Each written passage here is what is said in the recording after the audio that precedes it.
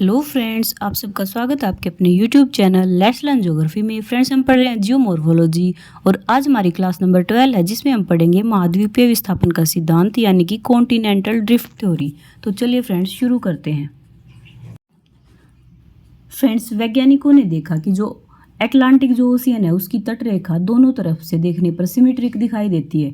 तो इस समानता के आधार पर उन्होंने अनुमान लगाया कि जो साउथ और नॉर्थ अमेरिका है ये कॉन्टिनेंट्स और जो यूरोप और जो अफ्रीका है ये कॉन्टिनेंट्स ये कभी न कभी आपस में एक साथ जुड़े हुए थे। फ्रेंड्स, नेक्स्ट है कि 1596 में एक डच मानचित्रवेता थे अब्राहिम ओर्टेलियस। उन्होंने जो सारे के सारे कॉन्टिनेंट्स हैं उनके एक साथ जुड़े होने की संभावना व्यक्त की थी। फ्रेंड्स, नेक्स्ट है एंटोनियो पेलेग्रिनी महोदय। ये इन्होंने एक मैप बनाया था जिसमें अमेरिका, यूरोप और अफ्रीका इन महाद्वीपों को इकट्ठा करके दिखाया था। फ्रेंड्स, आगे है वैगनर महोदय। वैगनर महोदय ने महाद्वीपीय विस्थापन का सिद्धांत दिया था, जर्मन लैंग्वेज में दिया था और 1912 में दिया उन्होंने महाद्वीपीय विस्थापन का सिद्धांत। और उस टाइम पे ये सिद्धांत इतना ज़्यादा पॉपुलर नहीं हो पाया था। ये 1924 में इंग्लिश लैंग्वेज में छपा था, उस टाइम पे ये प्रसिद्ध हुआ था। और ये किसके बारे में था? ये था कॉन्टिनेंट और ओशियन के वितरण के बारे में था। फ्रेंड्स, जो वैगनर महोदय थे वो एक मौसम वैज्ञानिक थे। उनके 3 क्वेश्चन थे। फर्स्ट था कि जो उष्णकटिबंधीय पर्णपाती वन है वो लंदन, पेरिस और ग्रीनलैंड की जलवायु में ही क्यों उगते हैं। सेकंड था कि जो टुंड्रा प्रदेशों की जो बर्फीली जलवायु है उसमें कोयले के भंडार क्यों हैं, क्योंकि टुंड्रा प्रदेश है वहाँ पे वनस्पति पाई नहीं जाती, तो कोयला तो वहीं बनेगा जहाँ पे वनस्पति होगी और वो मान लो अर्थ के नीचे दब जाए और लाखों करोड़ों वर्ष बीत जाए, उसी के बाद तो कोयले के भंडार बनेंगे। लेकिन अगर वहाँ पे वनस्पति नहीं थी तो कोयला कैसे आया। नेक्स्ट था फ्रेंड्स हिम चादरों का फैलाव। हिम चादरों का जो फैलाव है वो ब्राज़ील, भारत, ऑस्ट्रेलिया और कांगो बेसिन, ये जो 4 जगह थी इन्हीं में एक ही समय क्यों हुआ कि जो हिम चादरों का फैलाव था वो ब्राज़ील, भारत, ऑस्ट्रेलिया और कांगो बेसिन में ही एक समय में ही क्यों हुआ। फिर उन्होंने इन जो ये 3 क्वेश्चन थे इनके आंसर पाने के लिए उन्होंने खुद ही कुछ विचार किया और 2 विचार के ये क्या क्या थे कि हो सकता है कि जो महाद्वीप है वो एक जगह पे स्थिर रहे हो और जो जलवायु कटिबंध है उन्होंने मूवमेंट की हो एक स्थान से दूसरे स्थान तक, या तो इस तरह हुआ होगा, या फिर अगर जलवायु कटिबंध है उन्होंने मूव नहीं किया और वो स्थिर रहे तो फिर डेफिनेटली जो कंटिनेंट्स है ना उन्हीं में ही मूवमेंट हुई होगी। तो इसी आधार पर इन विचारों से जो ये वैगनर महोदय थे इन्होंने कॉन्टिनेंटल ड्रिफ्ट थ्योरी दी। फ्रेंड्स, देखते हैं क्या थी ये कॉन्टिनेंटल ड्रिफ्ट थ्योरी। ये देखिए फ्रेंड्स, जो महाद्वीपीय विस्थापन सिद्धांत है हमने पढ़ा था अभी कि ये 1912 में वैगनर महोदय ने जर्मन लैंग्वेज में प्रतिपादित किया था और उस टाइम पे ये ज़्यादा पॉपुलर नहीं हो पाया। फिर 1924 में ये इंग्लिश में छपा तो ये पॉपुलर हुआ था। फ्रेंड्स, उन्होंने क्या माना था? जो ये वैगनर महोदय थे उन्होंने माना कि जितने भी जो हमारे सारे के सारे कॉन्टिनेंट्स हैं ना ये सारे आपस में जुड़े हुए थे और एक विशाल महाद्वीप के रूप में थे, ये विशाल स्थलखंड के रूप में थे और इसी विशाल स्थलखंड को इन्होंने नाम दिया पैंजिया। ठीक है फ्रेंड्स, और जो पैंजिया है उसके चारों ओर बहुत ही ज़्यादा विशाल जलराशि थी तो उसका नाम दिया पैंथालासा। ठीक है फ्रेंड्स, आगे देखते हैं कि जो हमारी पृथ्वी के जो ध्रुवीय क्षेत्रों में जो गुरुत्व बल है उसकी भिन्नता के कारण जो पैंजिया है उसमें विखंडन हुआ। फ्रेंड्स, और पैंजिया टूट के 2 भागों में बट गया। किसके कारण? पृथ्वी के जो ध्रुवीय क्षेत्र में उत्पन्न गुरुत्व बल है उसकी भिन्नता के कारण। ठीक है फ्रेंड्स, वो 2 भागों में बट गया पैंजिया टूट के। एक तो बना अंगारा लैंड, दूसरा बना गोंडवाना लैंड। और फ्रेंड्स, जो बीच में जब टूटा और बीच में जो स्पेस रह गया वो बना टेथिस सागर।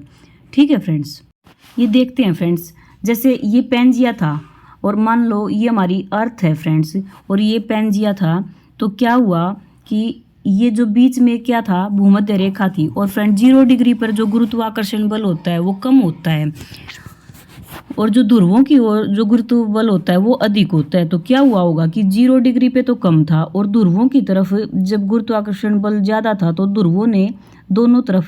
ध्रुवों की तरफ खिंचाव आया इस जो स्थलखंड था इस पर, और जो स्थलखंड था जो पैंजिया था ये 2 भागों में टूट गया और ये जो उत्तर वाला भाग था ये तो बना अंगारा लैंड, और जो दक्षिण वाला भाग था ये बना गोंडवाना लैंड। और फ्रेंड्स जो पैंथालासा था ना उसका वाटर यहाँ पे आ गया कि ये टूट के जब उत्तर और दक्षिण भाग में गए तो बीच में जो पैंथालासा था उसका वाटर आ गया और यहाँ पे बन गया तैतीस सागर। और जब ये टूटे तो जो भी मान लो डिपोजिशन हुआ यहाँ, ये टूट के कुछ भी भाग इनका यहाँ तैतीस सागर वाली जगह पे गिरा तो उससे हिमालय पर्वत का निर्माण हुआ था, उस डिपोजिशन से फ्रेंड्स, ऐसा माना जाता है। आगे देखते हैं फ्रेंड्स, जो उत्तर की ओर भाग चला गया विस्थापित होके, उसके विस्थापन का क्या कारण था? उसका कारण था गुरुत्व बल। और एक भाग चला गया पश्चिम की ओर, जो पश्चिम की ओर चला गया तो उसका क्या कारण हुआ? वो था सूर्य और चंद्रमा की ज्वारीय शक्तियाँ। फ्रेंड्स ज़्यादातर वैज्ञानिक हैं वो इसको नहीं मानते। क्यों नहीं मानते? क्योंकि अगर मान लो जो सूर्य चंद्रमा है उनका गुरुत्व बल इतना ज़्यादा हो जाए तो हमारी अर्थ है वो घूर्णन नहीं कर सकती।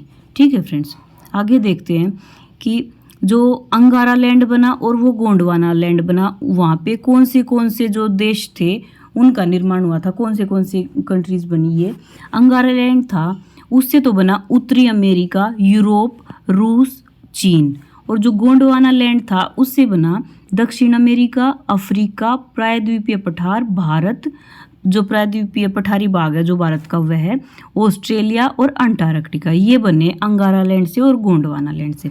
फिर एक टर्म और दी वैगनर महोदय ने, वो क्या थी कि जो महाद्वीप हैं वो तो सियाल से बने हैं और जो महासागर हैं वो सीमा से बने हैं। यानी कि जो महाद्वीप हैं वो तो हल्के हैं घनत्व में और जो ये महासागर हैं ये भारी है। इसीलिए जो पेंजिया है ना वो पैंथालासा के ऊपर तैर रहा है फ्रेंड्स। ठीक है, पेंजिया तो था वाटर ये अर्थ वाला भाग और जो पैंथालासा था वो वाटर वाला भाग। तो वैगनर महोदय ने कहा कि पेंजिया है जो स्थल है वो वाटर के ऊपर तैर रही है फ्रेंड्स, ये बोला था। नेक्स्ट है फ्रेंड्स, इसकी विशेषताएं क्या थी कॉन्टिनेंटल ड्रिफ्ट थ्योरी की, कि जो पेंजिया, पैंथालासा और जो तैतीस सागर, ये तीन अवधारणाएं दी थी ना जो वैगनर महोदय ने, कि जो पेंजिया था वो स्थलखंड था, पैंथालासा था वो वाटर का वो बड़ा सा खंड था, और जो जब ये आपस में टूट के जो पेंजिया के दो भाग हो गए उसके बाद जो तैतीस सागर बना था वो। तो इसके बारे में जो भी ये अवधारणा दी थी एक मौलिक अवधारणा लगती थी फ्रेंड्स। और इसकी पुष्टि किससे होती है? प्लेट टेक्टोनिक से होती है कि ये जो अवधारणाएं थी ये मौलिक अवधारणाएं थी। और इसके विपक्ष में क्या कहा गया या फिर इसकी क्या कमियां बताई गई, ये था फ्रेंड्स कि जो ये सिद्धांत था ना इसमें विखंडन का जो कारण बताया था वो सही से नहीं बताया था। ठीक है, नेक्स्ट था कि जो ये विस्थापन की जो दिशा थी वो भी अतार्किक थी। आप ये देखिए वो कह रहा है कि एक तो उत्तर की ओर जा रहा है एक पश्चिम की ओर जा रहा है, लेकिन ध्रुव तो उत्तर और दक्षिण ध्रुव थे फ्रेंड्स। आगे देखते हैं कि इसके पक्ष में क्या क्या साक्ष्य थे और विपक्ष में क्या। विपक्ष के तो हमने देख लिया, तो पक्ष के देखते हैं हम इसके। ये देखिए फ्रेंड्स कि भौगोलिक तटों की समानता। भौगोलिक तटों की समानता कैसे थी? जो अफ्रीका का तट और जो दक्षिण अमेरिका का तट, अगर इन तटों को आपस में जोड़ा जाए ना तो ये ऐसा लगता है कि ये एक दूसरे में फिट हो रहे हैं। और अगर ये एक दूसरे में फिट हो रहे हैं तो इसको कहा वैगनर महोदय ने जिगसा फिट। ठीक है फ्रेंड्स, और इसी प्रकार जो यूरोप और जो नॉर्थ अमेरिका है और जो साउथ अमेरिका और जो अफ्रीका है ये भी आपस में फिट होते से दिख रहे हैं फ्रेंड्स। और जो इंडिया है, इंडिया, मेडागास्कर और ऑस्ट्रेलिया और इंडिया ये भी आपस में देखने से जुड़े हुए दिखाई देते हैं इनके तट भी फ्रेंड्स। ठीक है, एक बार हम देखते हैं मैप में। ये देखिए फ्रेंड्स यहाँ पे ये तो है दक्षिण अमेरिका और ये है अफ्रीका, और इनके जो ये वाले दोनों तट हैं ये देखने से लग रहा है कि ये आपस में फिट हो जाएंगे। इसी को ही उन्होंने कहा था जिग्सा फिट। नेक्स्ट है फ्रेंड्स चट्टानों के प्रकार और उनकी संरचना। एक तो ये देखिए फ्रेंड्स, सबसे पहले जो अफ्रीका में जो घाना तट पर सोना पाया गया और जो वो गोल्ड था उसका रिलेशन आग्नेय चट्टानों में जो ब्राजील में पाई गई थी ना उससे है। घाना तट पर जो सोना पाया गया उसके जो साक्ष्य थे वो ब्राजील में आग्नेय चट्टानों में भी मिले हैं। तो इससे क्या लगा कि जो अफ्रीका और जो ये ब्राजील हैं ये भी कभी न कभी आपस में जुड़े हुए थे। और फ्रेंड्स दूसरा था 200 करोड़ साल पहले जो चट्टानों की पेटी ब्राजील के तट पर थी वही अफ्रीका के तट पर भी है।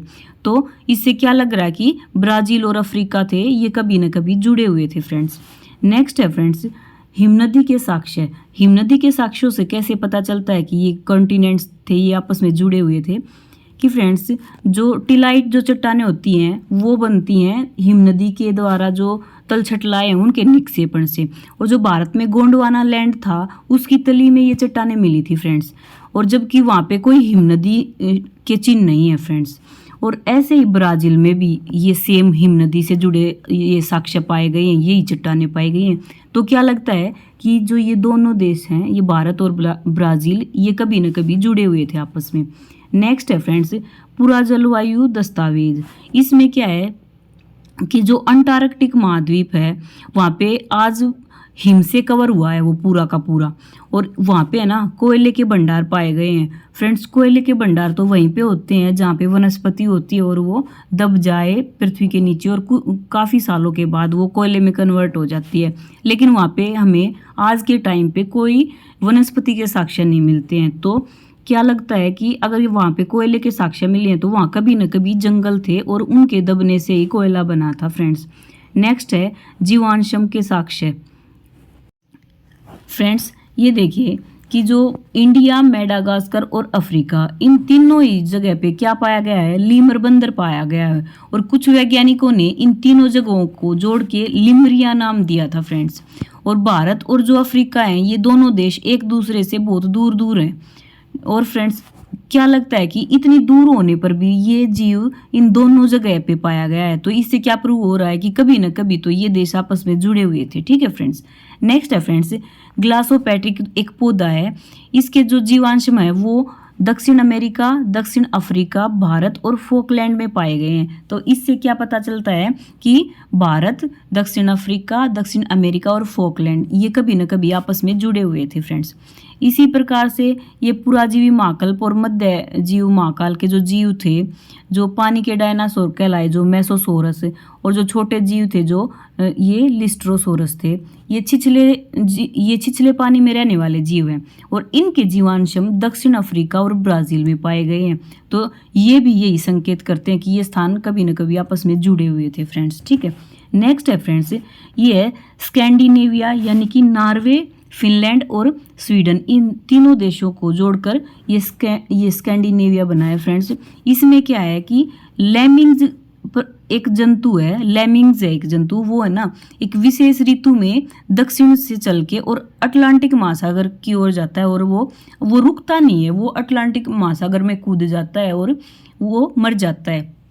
तो इससे क्या लग रहा है कि मान लो जो ये दक्षिण अमेरिका से चला तो ये अंध महासागर के पास वहाँ पे किनारे पे जाके रुका नहीं और वहाँ पे वो कूद गया। तो क्या लगा कि इसके जो पूर्वज थे ना वो पहले दक्षिण अमेरिका से जाते थे और अफ्रीका की ओर ये पहुँचते थे, क्योंकि अफ्रीका और दक्षिण अमेरिका हैं ये दोनों, इनके मध्य में ही तो अटलांटिक महासागर है, और ये इधर से चल के अटलांटिक महासागर में कूद जाते हैं। जबकि पहले यहाँ पे क्या होता था, यहाँ पे अफ्रीका महाद्वीप था फ्रेंड्स। ठीक है, पहले यहाँ स्थलखंड था जहाँ पे अब ये अटलांटिक महासागर है। ठीक है फ्रेंड्स। आगे है कि एक क्वेश्चन है कि जो पेंजिया है उसमें विस्फोट कब हुआ? उसमें विस्फोट हुआ पुराजीव काल में। ठीक है फ्रेंड्स, ये था, हम इसको एक बार फिर से रिवाइज कर लेते हैं कि जो वैगनर महोदय थे, वैगनर महोदय ने कॉन्टिनेंटल ड्रिफ्ट थ्योरी दी थी 1912 में, और ये जर्मन लैंग्वेज में दी थी, और उस टाइम पे ये पॉपुलर नहीं हो पाई थी, जो कि कॉन्टिनेंट और ओशियन से रिलेटेड थी, उनके विस्थापन से रिलेटेड थी। फिर 1924 में जब ये इंग्लिश लैंग्वेज में छापी गई तो ये फेमस हो गई थी फ्रेंड्स। और उसमें उन्होंने क्या बताया था कि जो सारे के सारे कॉन्टिनेंट्स हैं ये आपस में जुड़े हुए थे, विशाल स्थल खंड के रूप में थे, और इसके चारों ओर पानी की विशाल जलराशि थी जिसको कहा गया था पैंथालासा। फ्रेंड्स, ये है ना, ये जब टूटे थे, ये गुरुत्वाकर्षण शक्ति के कारण जब ये टूटे तो ये पेंजिया टूटा तो दो भागों में बट गया था, गोंडवाना लैंड और अंगारा लैंड फ्रेंड्स। जो ये उत्तर की ओर विस्थापन हुआ था ये गुरुत्व बल के कारण हुआ था, और जो पश्चिम की ओर विस्थापन हुआ था वो सूर्य और चंद्रमा की ज्वारीय शक्ति के कारण हुआ था। फिर जो अंगारा लैंड था उससे बने उत्तर अमेरिका, रूस, यूरोप और चीन, और जो गोंडवाना लैंड थे उससे बने दक्षिण अमेरिका, अफ्रीका, प्रायद्वीपीय पठारी भारत, ऑस्ट्रेलिया और अंटार्कटिका बने फ्रेंड्स। उसके बाद हमने पढ़ा कि जो वैगनर महोदय थे उन्होंने टर्म दी कि जो पेंजिया है वो पेंथालासा के ऊपर तैर रहा है, और इसकी विशेषता बताई थी कि जो पेंजिया, पेंथालासा और जो टेथिस सागर है, इसकी जो अवधारणा थी उसकी जो मौलिक है ये अवधारणा, इसकी पुष्टि हो गई थी प्लेट टेक्टोनिक से फ्रेंड्स। इसकी कमियों में बताया था कि जो ये विस्थापन का सिद्धांत था, इसके विखंडन का जो कारण था वो सही नहीं है, और जो विस्थापन की दिशा थी वो अतार्किक थी। ठीक है फ्रेंड्स।